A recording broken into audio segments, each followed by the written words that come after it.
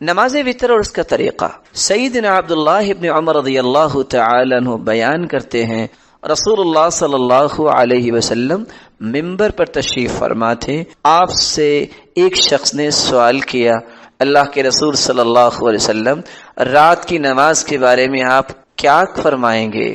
2 رکعتیں کر کے پڑھو، اگر صبح بیدار ہونے کا خوف ہے کہ بیدار نہیں ہو سکتا تو پھر آخر میں 1 رکعت پڑھ لے جو وتر بن جائے گی۔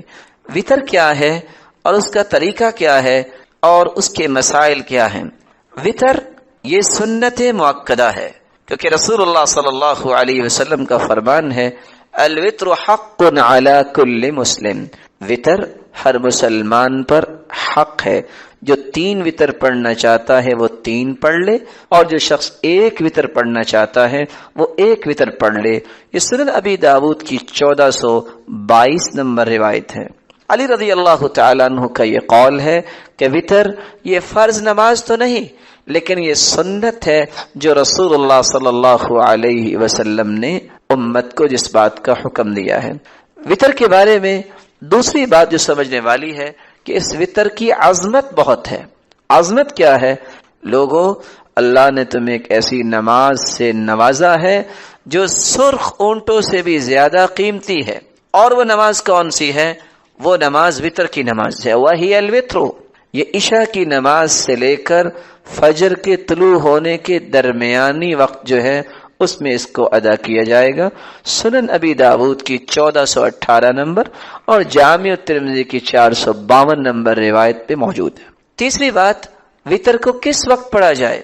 رسول اللہ صلی اللہ علیہ وسلم کے صحابی بیان کرتے ہیں، عشاء کی نماز سے لے کر فجر کی نماز تک آپ کسی وقت بھی وتر پڑھ سکتے ہیں۔ رسول اللہ صلی اللہ علیہ وسلم نے فرمایا، صبح ہونے سے پہلے پہلے وتر پڑھ لیا کرو، اور رسول اللہ صلی اللہ علیہ وسلم نے فرمایا جلدی کیا کرو صبح سے پہلے وتر کی۔ یہ روایت بھی 750 نمبر صحیح مسلم میں موجود ہے۔ رسول اللہ صلی اللہ علیہ وسلم نے فرمایا، جو شخص صبح کرتا ہے اور اس نے ابھی تک وتر پڑھا ہی نہیں ہے اس کا وتر ہے ہی نہیں۔ یہ روایت صحیح ابن حبان میں 2408 نمبر روایت ہے۔ اور عبداللہ ابن عمر رضی اللہ تعالی عنہ فرماتے ہیں، رسول اللہ صلی اللہ علیہ وسلم نے فرمایا، میرے صحابہ، جب فجر طلوع ہو جائے تو رات کی نماز ختم ہو جاتی ہے، اور وتر بھی، فَأَوْتِرُوا قَبْلَ طُلُوعِ الْفَجْرِ، اس لیے فجر سے پہلے تم پڑھ لیا کرو۔ امام شافعی رحمت اللہ علیہ اور امام احمد اور امام اسحاق یہ 3 بیان کرتے ہیں علماء کہ صبح کے بعد وتر نہیں ہوگا۔ سیدہ عائشہ فرماتی ہیں، آپ عشاء کے بعد رات کے شروع میں بھی وتر پڑھ لیا کرتے، کبھی آدھی رات وتر پڑھ لیتے، کبھی آخری رات وتر پڑھ لیتے، اور کبھی فجر سے پہلے آپ وتر پڑھ لیا کرتے تھے۔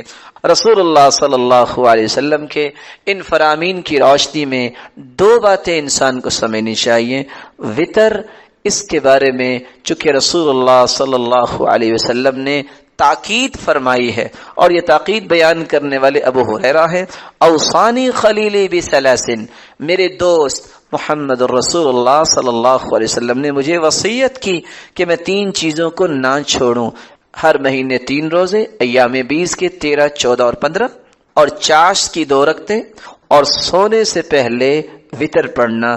اللہ کے رسول صلی اللہ علیہ وسلم نے یہ 3 وصیتیں فرمائیں اپنے صحابی کو۔ یہ ساری روایتیں اس بات کا تقاضا کرتی ہیں کہ انسان کو وتر پڑھ کے سونا چاہیے اگر اس کو اس بات کا ڈر ہے کہ میں صبح بیدار نہیں ہو سکتا، اور اگر صبح بیدار ہو جائے تو فجر سے پہلے اسے وتر پڑھ لینا چاہیے۔ رسول اللہ صلی اللہ علیہ وسلم نے فرمایا، جس شخص کو یقین ہے، وہ اعتماد رکھتا ہے کہ میں سحری کے وقت بیدار ہوں گا، اس کے لیے بہتر ہے کہ وہ وتر رات کے آخری حصے میں پڑھے۔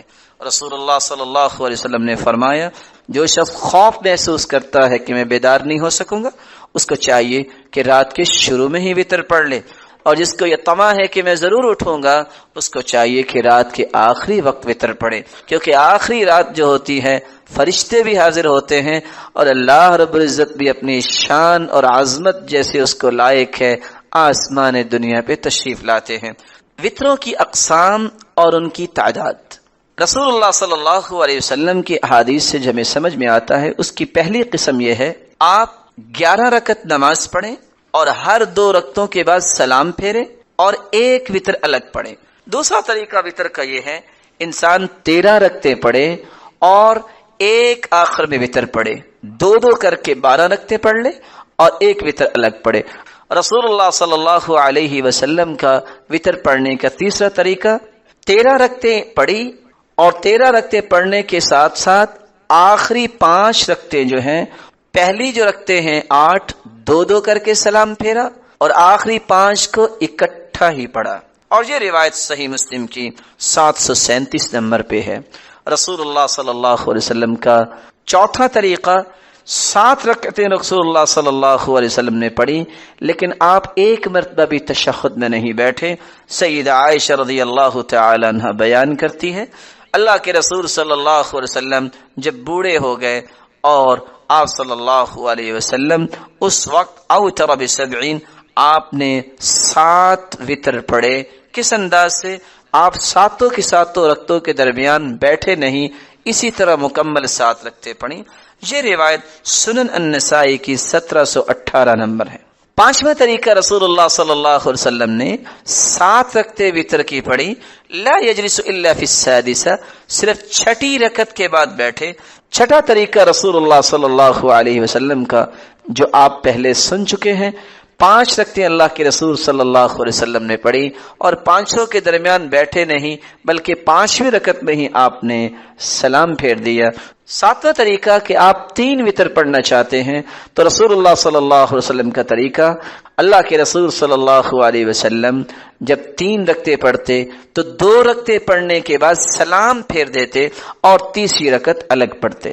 رسول اللہ صلی اللہ علیہ وسلم کے صحابی عبداللہ ابن عمر رضی اللہ تعالیٰ عنہ بھی یہی عمل کیا کرتے، 2 رکعتیں پڑھ کے سلام پھیر لیتے، پھر اپنے غلام نافع کو کہتے فلاں کام کر کے آؤ، اور وتر بعد میں 1 رکعت پڑھا کرتے، اور یہ روایت صحیح بخاری کی 991 نمبر ہے۔ رسول اللہ صلی اللہ علیہ وسلم سے یہ بات بھی ثابت ہے کہ آپ 3 رکعتیں پڑھے لیکن 3 رکعتوں کو اکٹھا پڑھے، 2 رکعتوں کے بعد مت بیٹھے، لیکن 3 رکعتوں کو اکٹھا پڑھا جا سکتا ہے۔ رسول اللہ صلی اللہ علیہ وسلم کا فرمان ہے جو 3 رکعتیں پڑھنا چاہتا ہے پڑھ لے، 2 رکعتیں پڑھ کے بیٹھے اور پھر 1 الگ پڑھے۔ اس سے منع کیا گیا ہے کیونکہ اس سے مغرب کی مشابہت ہوتی ہے، اور سیدنا ابو ہریرہ کی روایت ہے 3 وتر نہ پڑھو، 5 پڑھو یا 7 پڑھو اور مغرب کی نماز کی مشابہت اختیار نہ کرو۔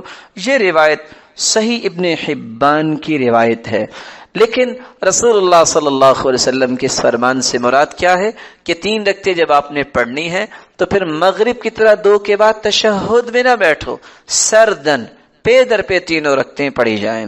رسول اللہ صلی اللہ علیہ وسلم کے طریقوں میں سے 8واں طریقہ یہ بھی تھا کہ آپ 1 رکعت وتر پڑھا کرتے۔ عبداللہ ابن عمر رضی اللہ تعالیٰ عنہ فرماتے ہیں اللہ کے رسول صلی اللہ علیہ وسلم نے فرمایا وتر ایک ہی ہے رات کے آخری حصے میں۔ صحیح مسلم کی 752 نمبر روایت ہے۔ اور عبداللہ ابن عباس رضی اللہ تعالیٰ عنہ سے جب سوال کیا گیا تو انہوں نے فرمایا رکعۃ من آخر اللیل، رات کے آخری حصے میں 1 رکعت یہ وتر ہے۔ اور دوسری روایت میں آتا ہے رکعۃ من آخر اللیل، رات کے آخری حصے میں 1 رکعت پڑھنا بھی جائز ہے جس کو وتر کہا گیا ہے، اور یہ روایت 753 نمبر صحیح مسلم میں موجود ہے۔ رسول اللہ صلی اللہ علیہ وسلم وتر میں پہلے رکعت میں سبح اسم ربک الاعلی یہ سورت پڑھا کرتے، اور دوسری رکعت میں قل یا ایھا الکافرون، اور تیسری رکعت میں قل هو اللہ احد۔ یہ روایت جامع ترمذی کی 462 نمبر روایت ہے۔ اسی طرح ہی ان صورتوں کو پڑھنا چاہیے۔ وتر کی دعا جس کو قنوت کہتے ہیں، رسول اللہ صلی اللہ علیہ وسلم نے یہ قنوت سکھائی حسن بن علی کو، اللہم اہدنی فی من ہدیت وعافنی فی من عافیت وتولنی فی من تولیت وبارک لی فیما اعطیت وقنی شر ما قضیت فإنک تقضی ولا یقضى علیک وإنه لا یذل من والیت ولا یعز من عادیت سبحانک تبارکت ربنا وتعالیت. اور دوسری روایت جو ثابت ہے اللہم انی اعوذ برضاک من سخطک وبمعافاتک من عقوبتک واعوذ بک منک لا احصی ثناء علیک انت کما اثنیت علی نفسک. اور یہ روایت مسند احمد اور جامع ترمذی اور اسی طرح سنن ابن ماجہ میں موجود ہے. یہ دعا کس وقت کی جائے گی؟ قنوت وتر، وتر کی دعا. اگر پوری زندگی راحت کی گزارنی ہے اور آخرت میں بھی راحتیں لینی ہیں، جس بندے کی نماز درست نہیں، آپ اس کے بارے میں، ایمان کے بارے میں فیصلہ کیا کریں؟ اور میں اتفاق سے 2 دن پہلے ہی پڑھ رہا تھا کہ سلف کے ہاں جو شخص نماز فرض لزوم کے ساتھ با جماعت نہیں پڑھتا تھا، اس کے بارے میں ان کی رائے کیا ہوتی تھی کہ اس کا ایمان ہی رقیق ہے، اس کو تو اللہ تعالیٰ کی عبادت سے غرض کیا ہے. مرد اور مومن، اور پھر اس کو اس بات کی پرواہ نہ ہو. اور اس بات پہ سب سے بڑا افسوس ہے کہ آج اسلام کا دعویٰ کرنے والے کہ میں بہت بڑا چیمپئن ہوں، آپ جب نماز کی طرف دیکھیں گے تو وہاں فیل نظر آئے گا. اللہ مجھے اور آپ کو محفوظ فرمائے. یاد رکھنا، ہم اگر نماز پڑھتے ہیں تو اللہ کی توفیق سے پڑھتے ہیں، اللہ کی توفیق نہ ہو تو کچھ نہیں ہو سکتا. لیکن رسول اکرم صلی اللہ علیہ وسلم نے جو صحابہ کو تربیت دی، عمر رضی اللہ تعالیٰ عنہ جب بھی گورنرز کا راؤنڈ لیتے اور ان کو بلاتے، میٹنگ ہوتی، تو سب سے پہلا ایجنڈا کیا ہوتا؟ بتاؤ آپ کی نمازیں کیسی ہیں؟ اب یہ سوال ہے جس کو آج ہم سمجھتے ہیں، یہ کوئی سوال ہے؟ ان اہم امورکم عندی الصلاۃ فمن حفظها وحافظ عليها فقد حفظ دینہ. سب سے بڑا مہم کام جو ہے وہ نماز. جس نے اس کی حفاظت کر لی، اس نے اپنے پورے دین کی حفاظت کر لی. آج میں یہ نہیں کہتا کوئی انسان بیمار بھی ہو سکتا ہے، بیماری عذر ہے، کوئی انسان سویا بھی رہ سکتا ہے، اور نیند بھی ایک عذر ہے اگر کبھی کبھار ہو. لیکن ہم کیا کہتے ہیں؟ آج نہ الارم نہیں لگا سکا. کیا اللہ کے رسول کے زمانے میں صحابہ کے پاس ٹی وی تھا؟ بولیے. موبائل تھا؟ ٹائم پیس تھا؟ الارم تھا؟ کیسے اٹھتے تھے؟ سب کچھ تھا تو یہاں تھا، دل کے اندر ایمان تھا، شعور تھا. ایک بچہ آیا آ کے کہتا ہے ڈاکٹر کو کہ مجھے نیند بہت آتی ہے، کوئی دوائی بتائیں نیند نہ آئے. اس نے ایک بٹوا دیکھا اور دوائی لکھی، اس کے ہاتھ میں دے دی. وہ جا کے میڈیکل سٹور میں کہتا ہے جی یہ دوائی دے دے. اس نے بھی پڑھا تو یہ مسکرا کے کہتا ہے بیٹا یہ دوائی کس چیز کے لینا چاہتے ہیں؟ کہ تو ڈاکٹر کے پاس گیا تھا کہ نیند بہت آتی ہے. کہا پتہ یہ کیا لکھا ہے؟ کیا لکھا ہے؟ کہا شعور زندہ ہو تو نیند نہیں آتی. جس کا شعور مر چکا ہے اس کو کسی چیز کی پرواہ نہیں ہے. اس لیے امت کا شعور بیدار ہونا چاہیے. میری نماز نہیں تو میرا ہے کیا؟ رسول اکرم صلی اللہ علیہ وسلم نے، اس لیے صحیح بخاری کی روایت، سمرہ بن جندب کی روایت ہے کتاب تعبیر الرؤیا کے اندر، کہ میں نے جب دیکھا ایک شخص بیٹھا تھا اور ایک شخص کے سر پہ ایک فرشتہ پتھر مار رہا تھا اور اس کو کچل رہا تھا. میں پوچھا یہ کون ہے؟ جواب ملا الذی یأخذ القرآن ویرفضہ وینام عن الصلاة المکتوبہ. یہ وہ ہے جس نے قرآن تو پڑھا، فرض نماز کے وقت سویا ہوتا تھا. اور بزار کی روایت، اور وہ روایت جو آپ عموماً سنتے ہیں کہ اثقل الصلوات علی المنافقین صلاۃ الفجر و صلاۃ العشاء، منافقوں پہ فجر اور عشاء کی نماز بھاری ہوتی ہے. اور بزار کی روایت کی میں نے بات کی، الذین تتثاقلت رؤوسهم عن الصلاة، جن لوگوں کے سر نماز سے وقت بھاری ہوتے ہیں ان کے منافق ہونے کی نشانی ہے. اس لیے اقام الصلاة، جب تک نماز کی پابندی نہیں ہے آپ کو کبھی چین نہیں آئے گا، آپ کے کسی معاملے میں کبھی سکون نہیں آئے گا. یہ راز ہیں. اور جس معاشرے کے اندر نماز کی اہمیت ہے، جیسے آپ نے دیکھا یہاں، اور یاد رکھنا کہ شاید کی ساری برکتیں آپ کو توحید کے بعد اس نماز کی نظر آتی ہیں. اسی اقام الصلاة جب تک میری اور آپ کی زندگی میں نہیں آتا، میری زندگی کے ایمان کی تجارت کبھی کامیاب نہیں ہوتی. وہاں تو حالت یہ ہے، کان سعید بن عبد العزیز اذا فاتته صلاة الجماعة بكى. سعید بن عبد العزیز کی نماز جب رہ جاتی تو بیٹھ کے رونے لگ جاتے. لوگ کہتے کیا ہوا؟ بھی نماز ہی رہ گئی نا، جیسے آج کہتے ہیں او چھوڑو جی نماز ہی رہ گئی نا، پھر کیا ہوا؟ وہ کہتے ابھی کچھ ہوا ہی نہیں۔ اور خصوصاً عصر کی نماز، رسول اکرم صلی اللہ علیہ وسلم نے فرمایا فَكَأَنَّمَا وُتِرَ أَهْلُهُ وَمَالُهُ، اس کی عصر کی نماز رہ جائے، وُتِرَ أَهْلُهُ وَمَالُهُ، وہ ایسا ہے اس کی زندگی کا اندر جو بھی مال ہے سارا برباد ہو گیا، اور اس کے خاندان کا ایک بچہ بھی نہیں بچا، سارے مر گئے، اتنا نقصان اس کا ہو گیا۔ اور انسان کہے کہ میرا نقصان ہی نہیں ہوا۔ لیکن یاد رکھنا میں اور آپ انسان ہونے کے ناطے سے کمزور ہیں، اللہ سے مدد بھی مانگا کریں کہ اللہ ہمیں ہمت دے، توفیق دے۔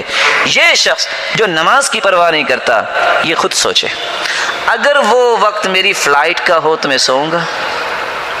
بولیں، میں نے وہاں سفر پہ جانا ہے، یا میں نے کسی ہاسپٹل میں چیک اپ کروانا ہے، میں نے کسی سے پیمنٹ لینی ہے، میں نے کوئی کام کرنا ہے، اس وقت سویا تھا؟ اگر اس وقت بھی سویا ہے ہم کہیں گے یہ بیمار ہے۔ اگر اس وقت نظر ہی نہیں آتا، وقت پہ پہنچا ہوتا ہے بینک میں بھی، وقت پہ پہنچا ہوتا ہے شاپ پہ بھی، نوکری پہ بھی، وقت پہ پہنچا ہوتا ہے کہ ڈاکٹر نے 1 مہینے کے بعد جو ہے اپوائنٹمنٹ دی ہے، اس کا مطلب یہ ہے کہ یہ قصور اس کا ہے، یہ بیماری نہیں ہے۔ اور اسی لیے وہ شیخ سے سوال کرنے والی ماں سوال کرتی ہے کہ میں نے بہت کوشش کی ہے، بیٹے میرے جو ہے نا وہ نماز کری اٹھتے نہیں ہیں۔ کہا کذبتی، جھوٹ کہہ رہی۔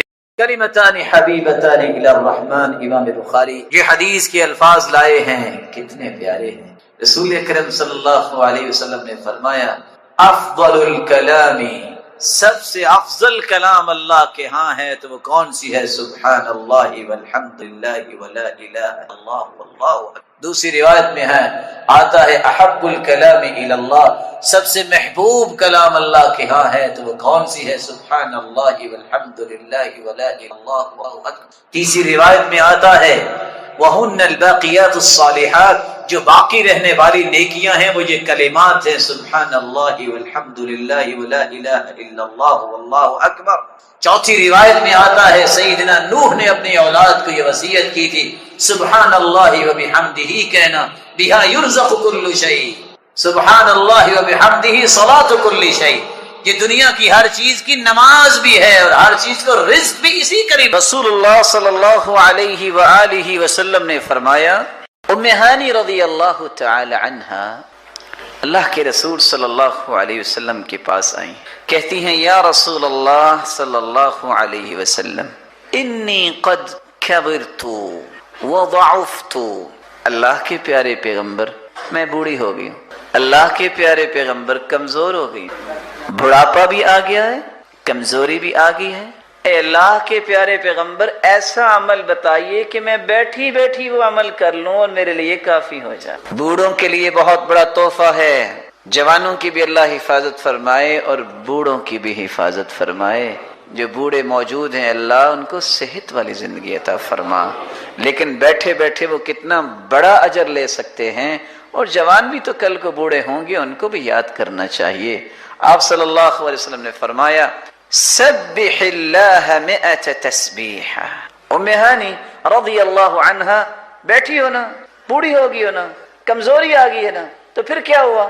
یہ زندگی کا ایک طریقہ ہے، جوانی بھی تو تھی نا، اس وقت بھی تو دین کا کام کرتی تھی، تو بیٹھی بیٹھی تم 100 مرتبہ صرف یہ کہہ دو سبحان اللہ۔ کیا کہہ دو؟ کتنے مرتبہ؟ 100 مرتبہ۔ تعدل 100 رقبہ تعتقینها من ولد اسماعیل، تم 100 مرتبہ سبحان اللہ کہہ دو، اجر تمہیں اتنا ملے گا کہ تم نے اسماعیل کی اولاد میں سے 100 گردنیں آزاد کی۔ وَاحْمَدِ اللَّهَ 100 تحمیدہ، بیٹھی بیٹھی 100 مرتبہ الحمدللہ کہہ دو۔ تعدل 100 فرس مسرجہ ملجمہ، اجر تمہیں اتنا ملے گا الحمدللہ 100 مرتبہ کہنے کا کہ 100 گھوڑے لگام ڈال کے تیار کر کے تم نے اللہ کی راہ میں دے دی۔ کبر اللہ 100 تکبیرہ، بیٹھے بیٹھے اللہ اکبر 100 مرتبہ کہہ دو۔ تعدل 100 بدنہ مقلدہ متقبلہ، تم اللہ اکبر 100 مرتبہ کہو گے، 100 اونٹ تیار کیے گئے اور اللہ کی راہ میں قبول کیے گئے کہ اجر اللہ تمہیں عطا کر. حلل اللہ 100 تحلیلا. ام ہانی پھر کیا ہوا تم بڑی ہوگی, اللہ اجر سے محروم تو نہیں کریں گے. 100 مرتبہ یہ کہہ دو لا الہ الا اللہ تملأ ما بین السماء والارض. پریشانی کی بات کیا ہے, تم 100 مرتبہ یہ پڑھ کے فارغ ہوگی, زمین و آسمان کا جتنا خلا ہے اللہ تیرے لیے نیکیوں سے بھر. فرمایا التسبیح نصف المیزان والحمد للہ یملأه والتکبیر یملأ ما بین السماء والارض والصوم نصف الصبر والطہور نصف الایمان. اتنے بڑے الفاظ اللہ کے رسول نے فرما دیے. میں اس کا ترجمہ کیے دیتا ہوں. قیامت کے دن ایک ترازو لگے گا, جبریل امین کا حکم ہوگا ترازو لگائیں, اور قرآن کی آیت بھی ہے وَنَضَعُ الْمَوَازِينَ الْقِسْطَ لِيَوْمِ الْقِيَامَةِ. ہم انصاف کے لیے اس دن ایک ترازو قائم کریں گے, مسلمانوں کے اعمال تولے جائیں گے. نیکیاں بھاری ہوئی تو جنتی, برائیاں بھاری ہوئی تو جہنم میں ایک مرتبہ جانا پڑے گا. شرط یہ کہ شرک نہ کیا ہو, شرک کیا ہوا تو پھر تو جہنم ہی جانا ہوگا, پھر تو نکلنے کی گنجائش بھی نہیں ہے. کافر کو بغیر اس کے وزن کیے ہی جہنم میں جانا ہوگا, کوئی حساب کتاب نہیں ہے کافر کا, سیدھا جہنم میں سے جانا ہے. میزان اتنا بڑا ہے وہ ترازو. ایک ترازو وہ ہے جو زرگر کے پاس ہوتا ہے, ایک ترازو وہ ہے جو آج شاپ کیپر کے پاس ہوتا ہے, ایک ترازو وہ ہے جس سے آپ بڑی بڑی شپمنٹ جو ہے اس کا وزن کر لیتے ہیں. یہ کیسا ترازو ہے جس کے بارے میں صحابی کہتے ہیں لو وضعت السماوات والارض ومن فیہن فی کفہ. 7 آسمان 7 زمینیں 14 کے 14 طبق اور جو کچھ اس کے خلا سب کچھ اگر ایک پلڑے میں ڈال دیے جائیں جو قیامت کو ترازو لگے گا تو ایک پلڑا پھر بھی بھرے گا نہیں. کتنا بڑا یہ ترازو ہے. لیکن رسول اللہ صلی اللہ علیہ وسلم کیا فرما رہے ہیں التسبیح نصف المیزان. مسلمانوں جو ایک مرتبہ دل کی خوشی سے کہہ دیتا ہے نا سبحان اللہ, اللہ تو پاک ہے, تو آدھا ترازو نیکیوں کا بھر جاتا ہے. والحمد للہ یملأہ. خوش ہو جاؤ کہ اللہ نے جو کچھ تمہیں دیا ہے بہت کچھ دیا ہے, بلکہ ماننا چاہیے کہ اللہ نے مجھے وہ کچھ دیا ہے میں اس کا مستحق بھی نہیں تھا, میرے ایسے اعمال نہیں ہے جتنا اللہ نے مجھے دیا ہے.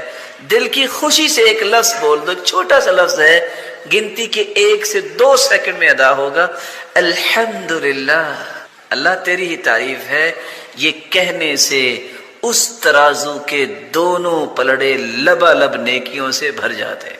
آپ صلی اللہ علیہ وسلم نے فرمایا وَالتَّكْبِيرُ يَمْلَأُ مَا بَيْنَ السَّمَاءِ وَالْأَرْضِ.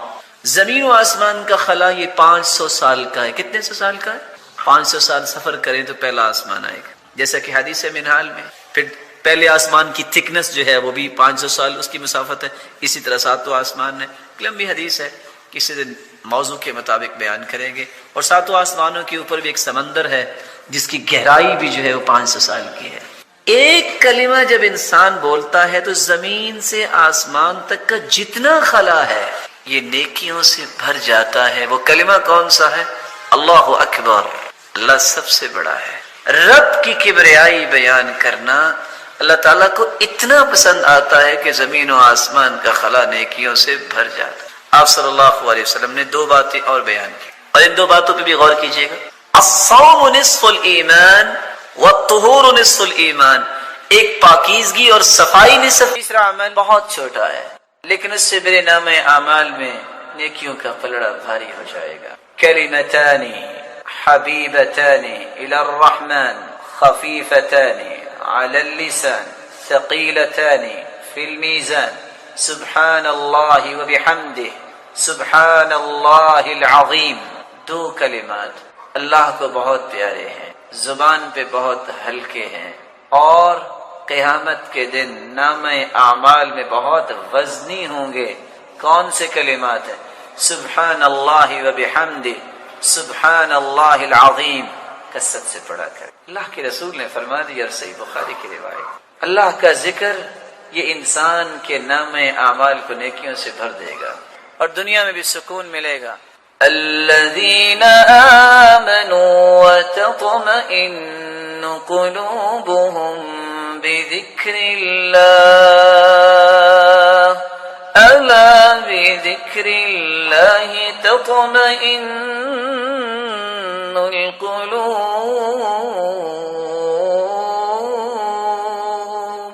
اللہ نے اگر انسان کے دل میں سکون رکھا ہے تو وہ اللہ کے ذکر سے ممکن ہے. سبحان اللہ و بحمدہ سبحان اللہ العظیم اگر لمبا ہے اب اس کو چھوٹا کر سکتے ہو. دوسری روایت کے الفاظ یہ بھی ہیں من قال سبحان اللہ و بحمدہ 100 مرہ حطت عنہ خطایا وان كانت مثل زبد البحر.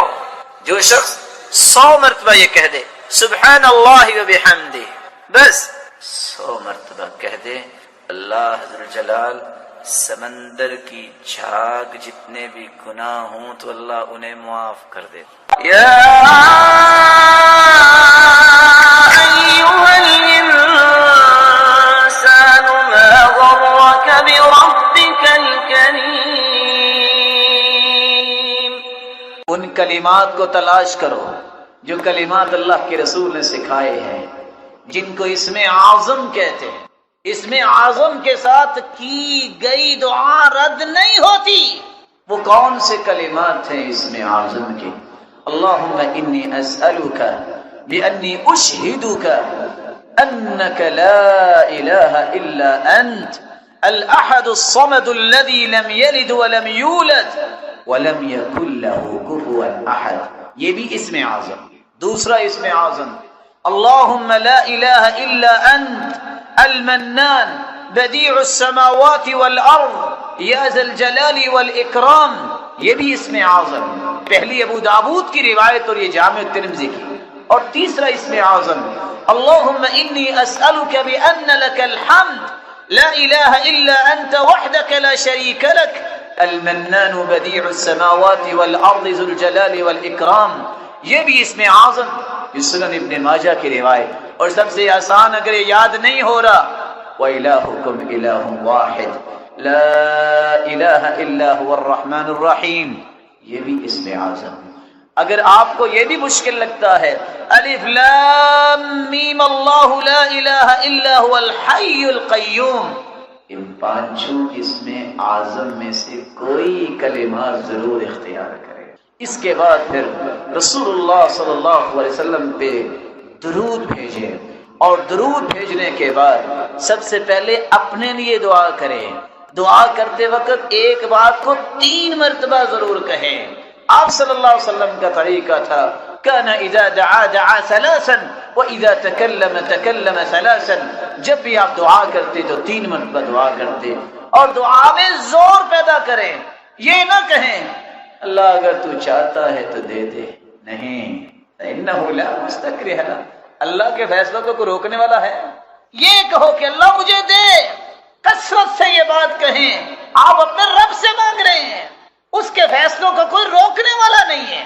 مت کہیے کہ اللہ اگر آپ چاہتے ہیں تو دے دے، نہیں، اس یقین کے ساتھ دعا کیجئے یا اللہ مجھے یہ چاہیے اور میں نے لے کے ہی جانا ہے. جو شخص نماز کے بعد 33 مرتبہ سبحان اللہ، 33 مرتبہ الحمدللہ، 34 مرتبہ اللہ اکبر کہہ دیتا ہے، اسے ملتا کیا ہے؟